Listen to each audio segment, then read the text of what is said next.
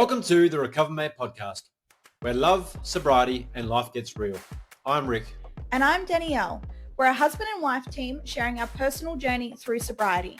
And together, we are having all the difficult conversations that most people are too afraid to have in their relationship. We're diving deep into the hard stuff, from our own past to recovery, parenting challenges, finances, and everything in between that comes with building a life together. And trust us, nothing is off limits here. We're keeping it raw, honest, and unfiltered because that's what recovery, love, and real life looks like. So whether you're sober, curious about recovery, or just looking for ways to keep love alive while living a sober life, you've come to the right place. We're excited to share our most forbidden conversations with you. So grab a seat, buckle up, and get ready for the kind of discussions that you won't hear anywhere else. Let's go! So, RecoverMate is now 12 months old and you are 2 years sober. Yes, ma'am. Oh my gosh. Can you believe that we are here? Not at all. Guess it was only a dream for both of us. Wild, wild ride. Oh my gosh. I suppose it started out as a dream though, because if you told us that this is where we'd be in 2 years' time, I don't think either of us would have believed it. No, not even the slightest. Because 2 years is kind of a big deal. Like at 12 months, we thought, okay, it's been 12 months, awesome. And you decided that you were going to go all in and create something that you feel was missing from your journey in going sober, was that extra bit of support. So you thought, I'll fill the gap and I'm going to open up and create RecoverMate and help and support as many people as possible who are wanting to go sober or experience an alcohol-free life. And here we are 12 months later and I'm like mind blown because that's exactly what it feels like, a dream. So I suppose we know what's happened in the last 12 months, but let's talk about it with our listeners. So let's go back a little bit further in time and talk about the lead up to you actually deciding to be sober. So you took some breaks with alcohol. Yep. How did that happen? How did that transpire? What was going on? Yeah, so I did take a few breaks before I eventually gave it up. The first one I took was about 3 months. I was working 6-7 days a week at that time, and I knew that my health was taking a bit of a hit. So I decided that I was going to hit the gym a bit more, eat a bit better, and give up alcohol for a certain amount of time just to see how I was feeling. This ended up lasting about 3 months. So I did feel really good. I lost a little bit of weight. And then the infamous Christmas party came about, as we've talked about before. And that created another downward spiral of drinking and bad eating and health choices after that. And then probably about 6 months later, we together decided to do that 75 hard challenge, where basically it's 75 days of following a diet, no alcohol, drinking a certain amount of water, a couple of workouts a day, reading a book. It's all just a checklist you got to follow every single day. And that was a time where together we did it, both you and I, and we both went on to finish 75 days. You went on to finish a bit more than that. There's 100 days. You went to do 100 days, yeah. And then you also went on to the Live Hard year. So that was my next one, which was my choice of doing that was one, obviously, to do it with Danielle and create a better, healthy lifestyle for both of us. But then also I was getting back into footy and I wanted to get my health and fitness back again. drop a bit of weight, get a bit leaner, a bit stronger, ready for footy season? Yeah, so we were doing 75 hard, and what I had noticed in that time was you were dedicating a lot of time to your health, fitness. Obviously that was a part of the challenge. You were drinking more water, you had to eat a specific diet, and a big goal of yours was to play a great season of football. So in that, you were training twice a week, doing games on the weekend, maybe twice, remind me, 2 games on the weekend, something like that. Some days, yeah. Some weekends it's playing 2 in a row. Yep. And you felt the best you'd ever felt. The passion was there, the drive was there, and you'd not drank alcohol. So that was major. And in that, you got to see what your life was like without it. Yeah, I definitely felt fitter, stronger, healthier.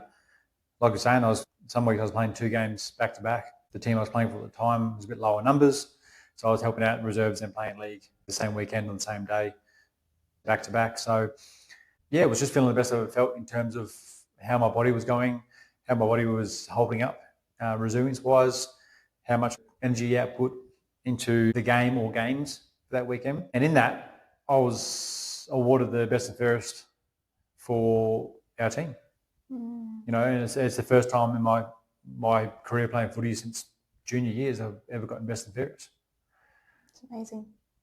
So it's kind of like a shining light of why you did this years ago. So yeah, and it was a pretty big deal at the time. Like, you were the fittest you'd ever been, the healthiest you'd ever been. You were dedicated to doing this challenge, and you got to see the real results of that. And it couldn't have been any more deserving than you getting that award that year.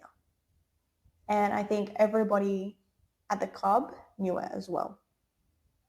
And you were also new to the club. The first year, yeah. So, it was just incredible. It was an absolute amazing moment. I still remember it. We had a fabulous night. Ironically, we were actually drinking that night. We were, yeah. So it's very funny how, when looking back on it, we see those patterns kind of creep back in terms of celebratory and finding reasons to drink. Yep. But I do remember us having a conversation where we'd actually framed up to not do our program around those months so that we could celebrate. But interestingly enough, you didn't just stop there. So if my memory serves me right, you also decided to take on a brand new sport that you've never played before and gave that a crack in the off season. Yeah, so some months come around and I wanted to stay fit for the following season of football. So I wanted to find a different sport, or find a sport that plays during the summer that would allow me to keep my fitness up and almost push me towards the next season where I can walk into pre-season fitter than I sort of came into pre-season before. So I was looking at baseball and I was looking at other bits and pieces that were sort of around. And I was on Facebook one day and a gridiron come and try me day happened to pop up. And it was in the corner where we were living at the time. And I was like, you know what? It's pretty much like football. It's a contact sport. I can catch a ball. That's sort of what you do in football. We'll see where it sort of leads. So it happened to be, and funny enough, I was actually doing the Live Hard Challenge, out doing my walk in the morning. And that's when I noticed it on Facebook. It happened to be on that day. So it almost like it also lined up. So that Sunday afternoon, I went down to this come and try me day. And they were showing us different routes and bits and pieces. And we played a game. So we played a game of flag football. And in that game, we played both offense and defense. And I ended up scoring 2 touchdowns and got an interception and ended up being, but it still felt natural because of how I played Aussie rules football. To go to gridiron, it felt pretty natural to catch and run and tackle and that sort of thing. So fast forward throughout the year, we ended up making the grand final in my first year. We ended up knocking off the champions from the year before and ended up winning the championship. It was an incredible season as well.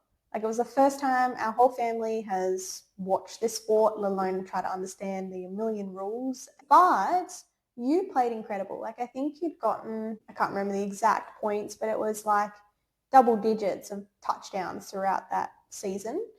and absolutely smashed it. You were the wide receiver for the team and the punter, and it was just incredible to watch.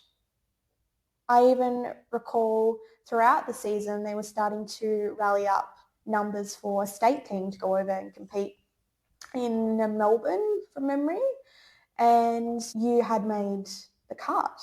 So, I mean, so much in that. You had your great season of football, and then you come into a brand new sport you've never played before, picked up the skills from playing footy and was able to apply them, and then, yeah, have an incredible season.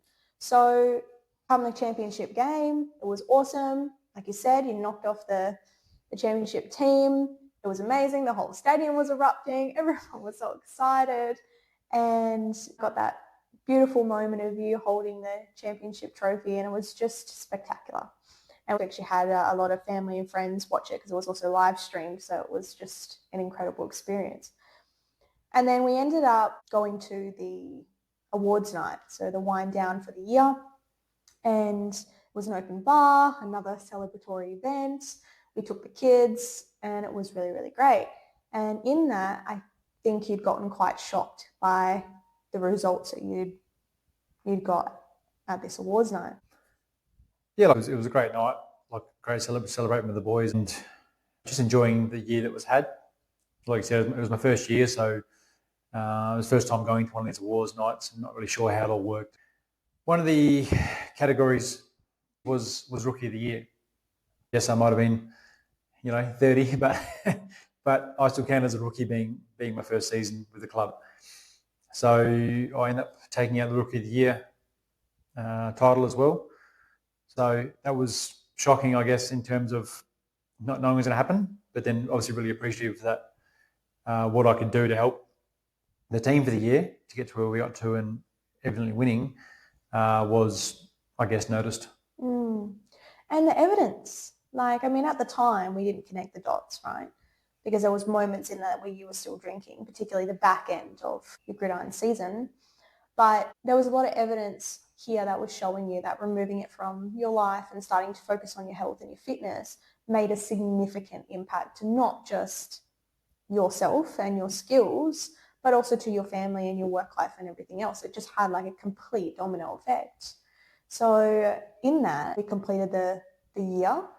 And what happened after that? Because I do know that you were looking at, again, pumping another big season of footy, but something happened in that year. Something changed. Yeah, so the footy season was coming back up, and at the same time, I was training to go to state for gridiron. So that was sort of taking precedence over footy at the time. But I had a lot of doubts. I guess I was back drinking again at this time. I had a lot of self-doubts myself in terms of if I was good enough to get there, if I could. I had money problems, or I had money issues, thinking that I couldn't afford to go either because you've got to pay a certain way to get over east. So I allowed a lot of things just to come in, and then if you drank at the same time, you're trying to, I guess, drown those thoughts, but then they obviously become bigger again. So, and I think at the time, you had a sponsor. Someone was going to pay for you to go over and play. So it was all these things that when you were drinking, you just had all of these random thoughts that were just stopping you from doing what you already had been selected for. Money wasn't really a problem at the time. Like when you look at it from a sober point of view, all these things and thoughts that you were having while you were drinking weren't really what was going on. No. So I ended up having my 30th in February. Had a big-ish night on the beers, and then I'm going away to a men's event. So it's a 6-day event to learn a lot about yourself, personally, mentally, physically, emotionally, spiritually. So this event was evidently the event that I chose to give it up. It was something I walked into and wanted to give up because I knew it wasn't serving me at the time. I knew if anything, it was pushed me in the wrong direction still. Even though I thought I was in a better place, I still knew it was pushing me in the wrong direction. So I went to this event, and within the first day, I told the coach at the time that I was there that what I really want to do is give up alcohol. Was I 100% at the time? I don't know. But I know that internally I needed to. So we worked through that, and I had to make a promise while I was there that I am giving it up. There's no half-assing it. There's none of this shit. If you're making a promise, then you got to stick to your word. As a man, stick to your word, and that's it. Did I have doubts? I 100% had doubts that whole 5 or 6 days I was there. But I was able to work through it and learn a lot more about myself to the point where I feel I no longer needed it. I think that was the biggest thing I got out of it, was having someone there to listen and point me in the right direction or where I needed to go. You talk about the awakening. You had an awakening in this event. So what was the big aha moment? What was the deciding factor? What I felt was like my why. I've talked about this previously, and I've put a post out there on our socials about it as well. But that was my biggest thing, was like my why. And that why had to be stronger than anything else, stronger than the urge to drink, stronger than my feelings and doubts. And it was evidently one of the kids. The kids don't deserve this. Like, I grew up with the same sort of thing, and I don't want my kids having the same life that I grew up in. I didn't want alcohol to be the number one priority in the household like it was in mine. And to learn that you were only drinking because I was drinking. It wasn't serving you at all, but you only chose to drink to have a connection with me. And that was the biggest, I guess, kick in the face, because that was the same reason I do the same thing with my old man. I used to drink with my old man because that's how I felt that's the only way I could connect with him. I was loving the bits, but to me, I couldn't connect with him sober. Or I felt that I couldn't connect with him sober because we're both different to each other when we were sober. When we drank, we had this bond that we could almost do anything together. So I knew that I hated it, but I didn't know how to change it. So to hear that if I wanted to go sober, then I'm potentially creating this block with him, to know that you're doing the same thing with me hurt a shitload, because I know how it felt. I know how it feels to have to do something you don't want to do, or have to do something, you guys be able to connect in a certain way. I think that was a really beautiful moment. I remember us having a conversation about that a little while ago. I even just got a little emotional you saying that again, because it's very real for those people who have someone in their life that does have a not so great relationship with alcohol. You almost feel like that's the only way you can have a relationship with them.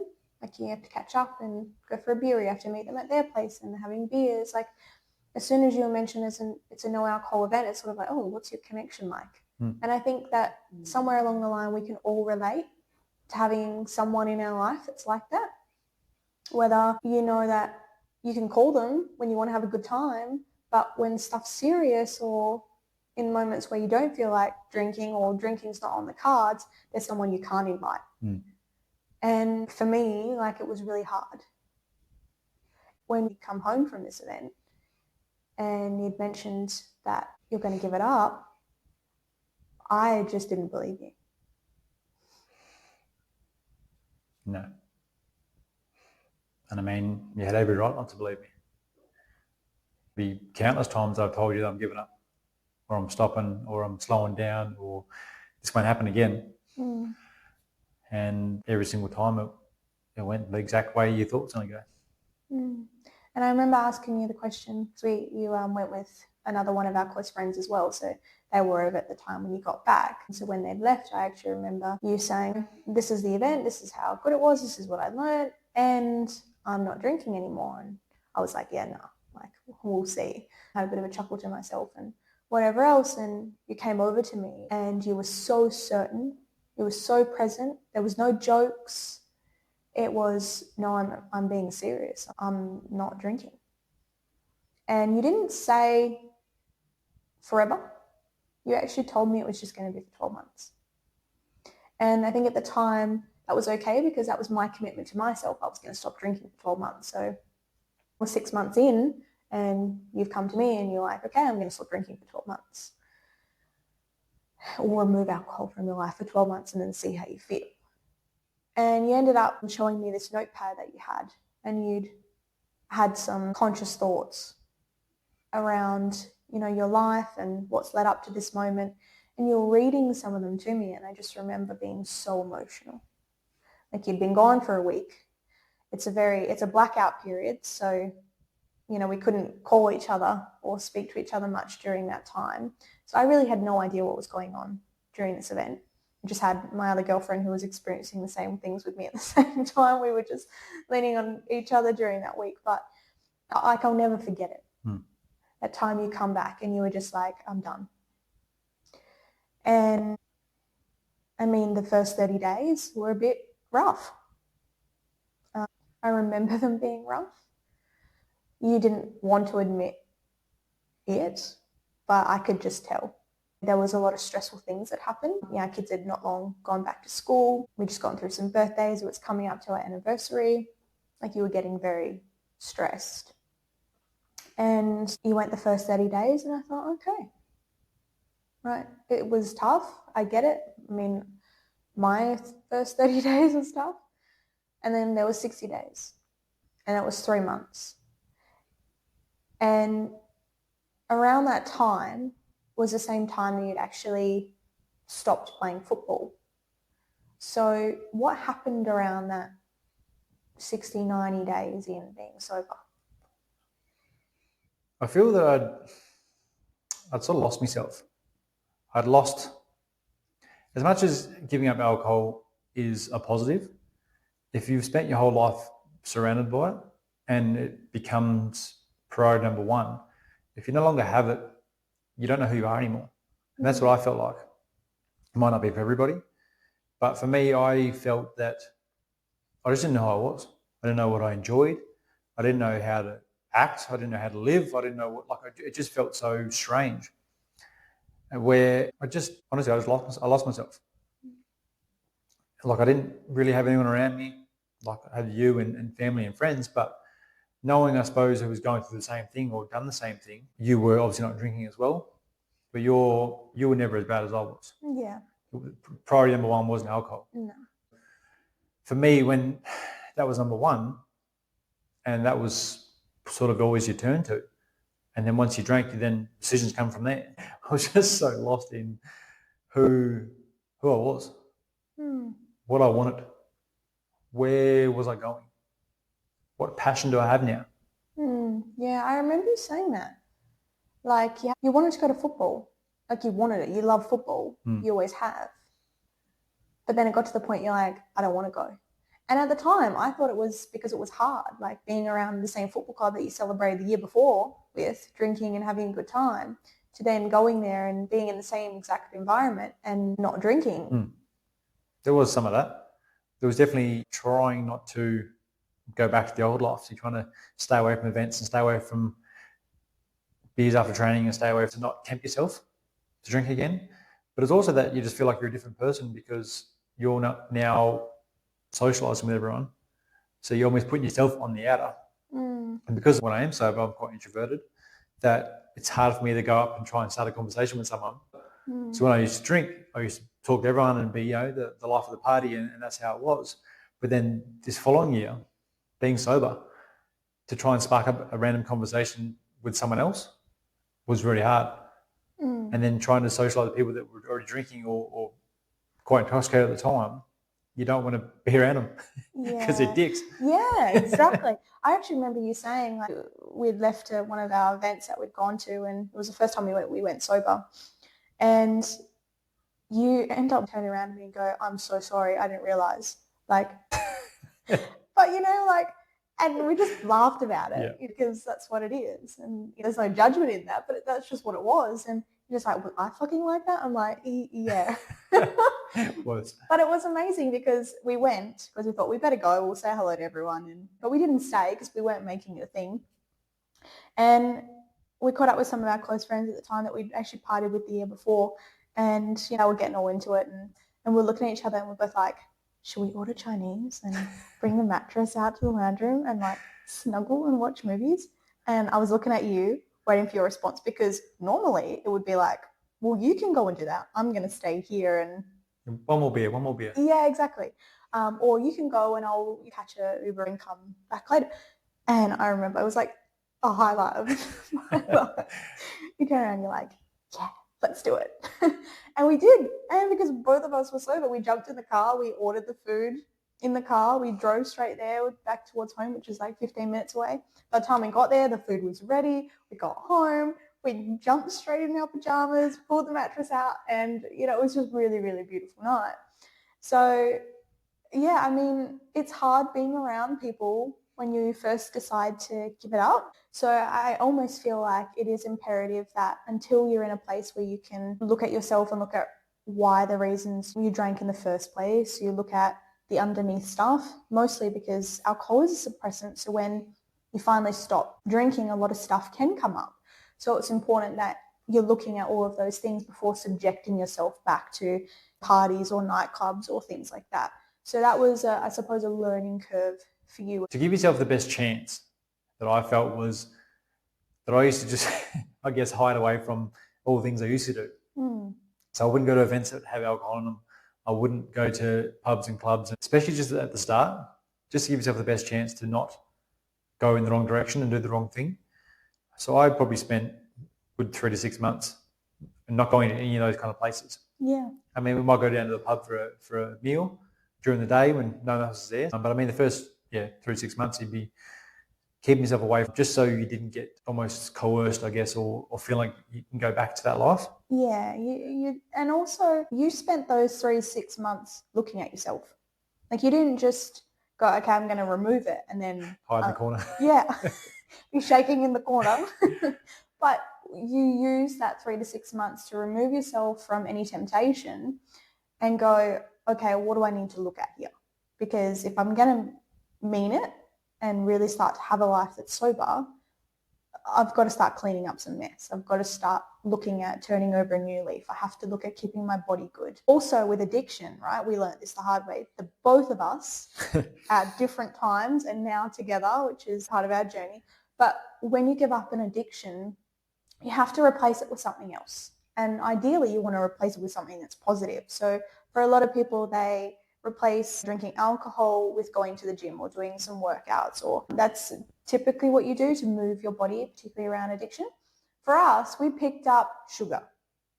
Oh, we picked up sugar. And it was a very interesting time. And you know what? Low key, we still pick up sugar from time to time. And it was nowhere near as bad as what it was, like us with our relationship with sugar now, as what it was. Like, I think there was a good 6 months for the both of us where it was sugary drinks that we would never have, like ever before. Like there was soda in the house, which we've never had before. We were picking up like ice cream in bed. You would run to Macca's and go and pick up the McFlurries. Like we actually had picked up sugar. So for a short period of time, that was okay because we were replacing something with something else, and that was easily convenient. It's not good for you either, but it wasn't alcohol. And we became very conscious to that as well. So in those 3 to 6 months, for you specifically, you went to a few more courses. You got into a brotherhood of men who were supporting you in that journey, and you got a few personal coaches that you stay in touch with even now. And that's just to keep you on track, specifically on your own personal growth journey. Yep. But when it comes to alcohol, you realize that there was a big gap. And it's very difficult to find somebody who's on that same trajectory or has been on that path with you that's doing what you're doing. So I think that's where we actually started to talk about where you were going. It was leading up to 12 months, and we started talking about that additional support. It was something I thought of but didn't really know where it was going to go. But I remember having that discussion with you 6 or 9 months into sobriety by then. And something I thought of, I guess, at the start of sobriety, knowing that I still felt alone in it. I had you and coaches and brothers, but I still felt like I was on my own in where I was at and what I was doing. So something I thought of, how good would it be to have someone that's done the same thing you've done, or been down the same path you're on, or is currently doing what you're doing, to have in your corner to really lean on when needed. Yeah. I remember having a discussion with you, and it's funny because we both almost came at the same time with each other and had the discussion. It wasn't like I started it or you started it. It was almost like at the same time had this brain's trust of, hey, this sounds cool. It's like, I was just thinking that. So we were completely on the same page. Yeah. And I think you sort of brought it up, and I was like, funny enough, I was actually thinking of something like this, but I didn't know where to go with it.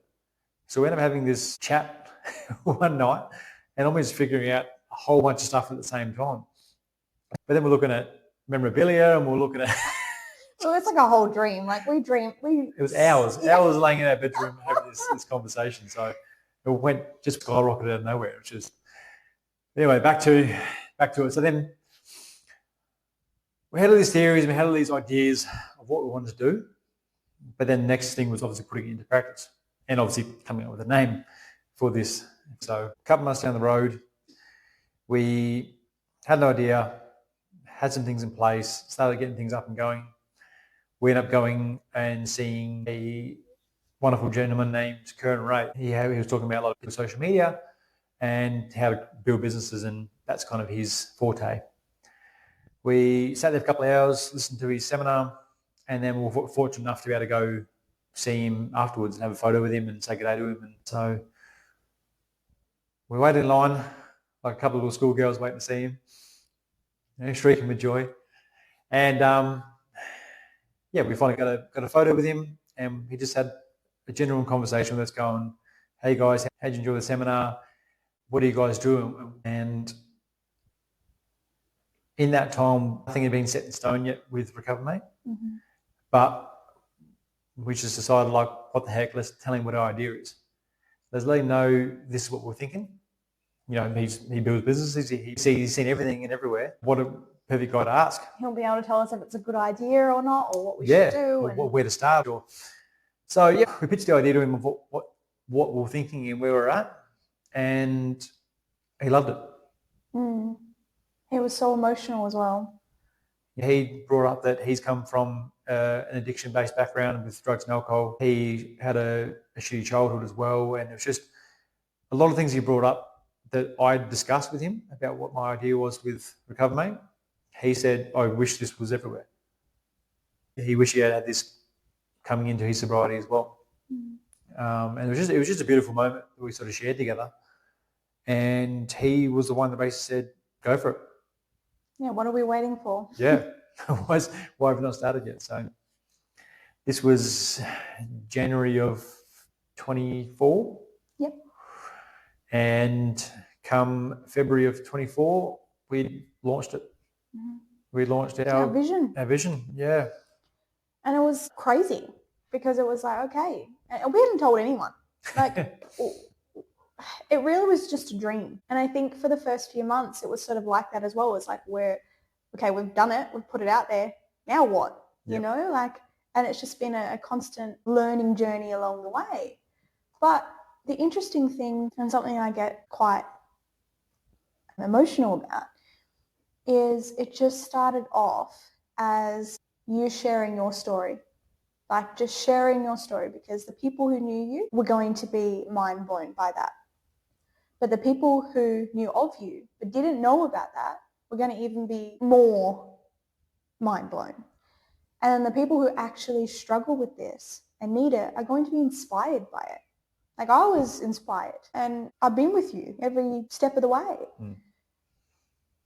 And we had so much support around going sober. Sure, we, crack a few jokes and things like that in good Aussie culture. But there was majority a lot of support. And we just know that there's not a lot of that support out there. And, we had that whole imposter syndrome going. Like, I remember you freaking out, going, like, who am I to say this? And are people going to take this seriously? Or, they're just going to pull the piss out of me? Or, it was a real thing. And this is where the heart and the soul of trusting our vision and trusting that this will get to the people that need this the most. It will find its way through. And we can't help if people are going to filter what we do or this podcast or anything that you post through judgment or through their own personal experiences. That's going to happen. But the people that need it, who really need it, it's making such a huge impact on them already. So to come to 12 months of RecoverMate and having really no idea where we were going or what we were doing with this, I'm just so proud. I'm so proud of you, of getting out of your comfort zone, stepping up, telling your story so honestly. Like, it takes immense bravery. If anyone really were to sit there and go, okay, I'm going to jump on a podcast that's now worldwide and talk about the intimate details of my life, like, there's a bit of shaking in your boots, as well as all the fuck-ups that you've made, that you've now owned, apologized for in one of your beautiful previous episodes. But it's just magical. And I feel it is your right to share that, to share your story. And it's always just been in the hopes to help somebody else.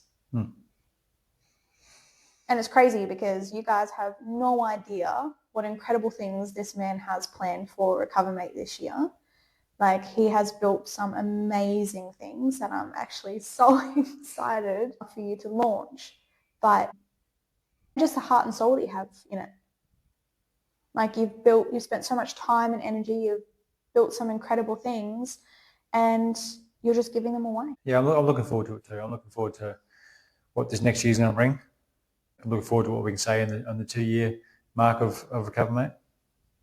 Just to be able to, I'm hoping just to be able to talk more about other people's journeys. Yeah, me too. Because I'm happy to talk about my journey forever and a day, but it's going to get to a point where someone's going to get tired of that. Yeah. I mean, I've got plenty of stories to talk about that I can talk up to the next 2 years, but I want to be able to provide other people's stories.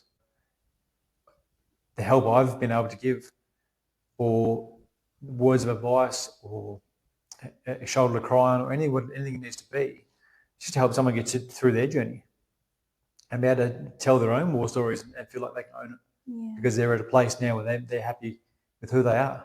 And claim their life back, because it takes everything from you. Not right away, but just bit by bit, day by day, ever so slowly. So, 2 years sober. Personally, how does that feel? It feels like a dream. Like I said, it would be something I could never have imagined for the first 30 years of my life, because it wasn't until after I turned 30 that I decided that was it. So, talk to me 2 years, 5 years, 10 years, 15 years ago, there was no way that I would have even talked about going sober for 2 years, let alone actually live it. Was it one of the best decisions you ever made? Oh, without a doubt. Was it hard to start with? 100%. But I mean, you can't drink for 15 years and that's your priority and think it's all going to be happy days, give it up and you're all good again. But is it pain tenfold now? 100%. I agree. Like, I feel like a completely different person now than I would have 2 years ago. Like, I feel alive. Like, you I feel look like, it. and I just feel us connecting has been massive. I feel that we've grown in those 2 years that both of us have been sober. And I mean, even the kids, I feel, as much as they probably don't understand it, they've felt it. Yeah. They probably don't understand the whole drinking thing, being 10 and 8 and 8 and 6 at the time when we sort of gave it up. I could definitely tell that they feel different with us. Well, it's like they actually have their parents. Mm. And we're young parents too. So, like, it's nice to be alive and be playful with them. Mm. Yeah. Well, here at RecoverMate, we are really big on celebrating milestones because you never know what's going on in someone's life. And even the smallest things can make such a big deal. So I just want to say on behalf of myself and everyone else around us, congratulations on 2 years sober. Thank you very much. And thank you to everyone that's listened to this episode and previous episodes. Everyone that's sent well wishes on our socials or personally come and see me and celebrate with me. I really do appreciate it. And I look forward to hearing anyone else's. Yeah. Anyone else wants to put it out there that where they're at, how they're feeling, how their journey's going. We'd love to hear it. Absolutely. Send us a message. We'll put them up in our story for everyone to see. It's a big deal. So give us some feedback of how you're feeling and where your journey's at. And I mean, any input that you felt from this podcast or from this episode or from our socials, we love feedback. We love hearing anything from anybody because that's what we do this for. If we're helping in any sort of way, that's what we want to know. That's what we want to hear from you guys, because that's really evidently what we're here for, is to help you guys. We're not here to I'm not here to talk, trust me. I'm the last person that wants to talk, so I'm talking this because I want to help. Yeah. And I want to help in any way that I can help. Absolutely. Well, thank you. No, thank you. I'm so proud of you, Don. I'm so proud of us. Yeah. I'm 2 years, but you're 2.5 now. So, yeah. So it's all congratulations for me, but it's congratulations for you as well. Yeah, you won't be able to catch me, unfortunately. I'll keep chasing. Forever chasing. Until next time. See you guys.